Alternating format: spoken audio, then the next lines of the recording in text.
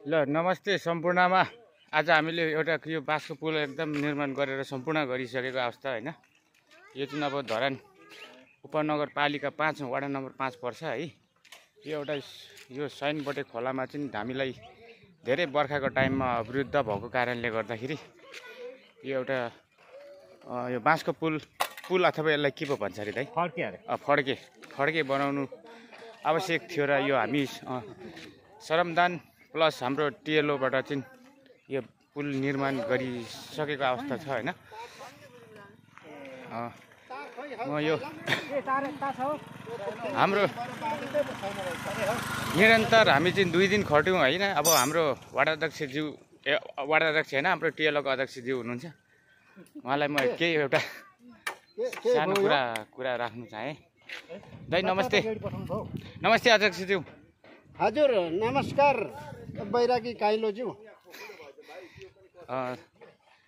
भन्नुहोस् के छ कि हजुरको केही यो पुल निर्माण गर्नको लागि भूमिका कसको रहेको थियो र कसरी बनाउनु भयो? यसको भूमिका भन्नाले अब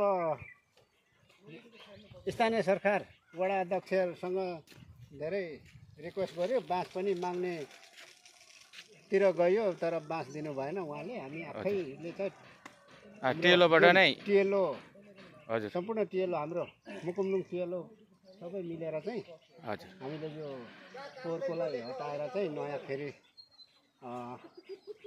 पुल बनाइयो। झलुङ्गे पुल, झलुङ्गे होइन भाड्के, हजुर फड्के भन्दो रहेछ होइन। फड्के कि छड्के के पुल हो त्यो चाहिँ बनाइयो। अब केन्द्र बजेट पार्नु पर्यो भनेको पर्नु सकेन, अब के गर्नु र त्यही भएर अब टिएलओ आफै मिलेर चाहिँ बनाइएको अवस्था। हजुर श्रमदानबाटै गरियो होइन त आज यो पनि? यसमा श्रमदान लगायत टिएलओको पैसाले हजुर चाहिँ यो झलुङ्गे पुल बनाइयो। यो पुल तितेपाती चाहिँ के को लागि अहिले? अब यसको उद्घाटन उद्घाटन गर्नुको लागि हो। अब यसको त यसो धुप पनि छैन, यसो फुलमालाले चाहिँ उद्घाटन गर्नु पर्ला भनेर नि। हजुर अनि यो सानो फड्के पुल बनाउनै पर्ने आवश्यक चाहिँ यो हाम्रो ठाउँमा के थियो र त्यस्तो यो बनाउनु भएको अथवा बनाउनै पर्ने थियो कि? अति आवश्यक, खास गरी यो स्थानीय सरकार हाम्रो वडाले चाहिँ हेर्नुपर्ने हो त्यो नहेरेको अवस्था र यहाँ आइते मार्गको बालबच्चा लगायत सम्पूर्ण बासिन्दालाई चाहिँ बर्खामा चाहिँ खोला एकदम बाढी आउने भएकोले गर्दाखेरि यो चाहिँ हजुर हाम्रो बाँसे फड्के चाहिँ बनाउनु बाध्य परियो। हस् त दाइ, धन्यवाद। अब हाम्रो स्थानीय सरकारलाई केही भन्नु चाहनुहुन्छ कि?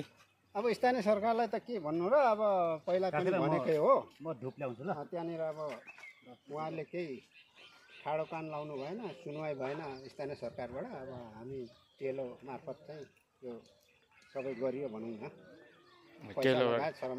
श्रमदानबाट गर्नुभयो होइन त? ल दाइ धन्यवाद है।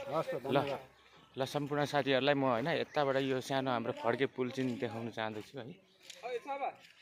अझै पनि फाइनली क्लियर भइसकेको छैन, अब एकदम अन्तिम अवस्थामा छ। अलि अँध्यारो पो देखिँदो रहेछ यहाँबाट भिडियो। र यो पुल बनाउनुको लागि पनि धेरै सङ्घर्ष र मेहनत परेको छ होइन। अनि हामी लगभग 15-20 जना साथीभाइहरूलाई चाहिँ निरन्तरको समय 2 दिन लाग्यो होइन यति बनाउनुको लागि। 2 दिनपछि चाहिँ आज यो फाइनल भएको छ।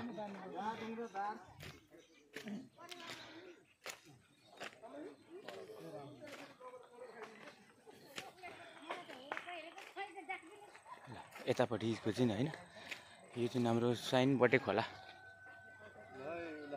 ल अब सक्यो होइन त भाइ?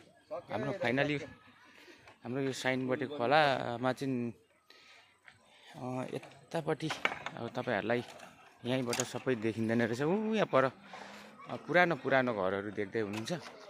त्यहाँ चाहिँ यो बस्तीमा चाहिँ यसो कति 8-9 घर भएको कारणले गर्दा त्यहाँको बालबच्चाहरूलाई चाहिँ स्कुल जानु आउनु बर्खाको टाइममा धेरै गाह्रो र अप्ठ्यारो भएको कारणले गर्दाखेरि यहाँ सबै हाम्रो दाजुभाइ दिदीबहिनीहरू र हाम्रो टिएलओ मार्फत अलिकति पैसा कलेक्सन गरी होइन यो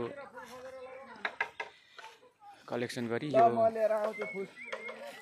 सर्वदानबाट चाहिँ यो पुल निर्माण गरिएको हुँ र यही भन्दै म सम्पूर्ण साथीहरूलाई यो भिडियो अन्त गर्न चाहेँ होइन। अनि यो भिडियोलाई लाइक कमेन्ट र सेयर र सब्सक्राइब पनि गरिदिनु होला भन्ने म बिना अनुरोध गर्न चाहेँ।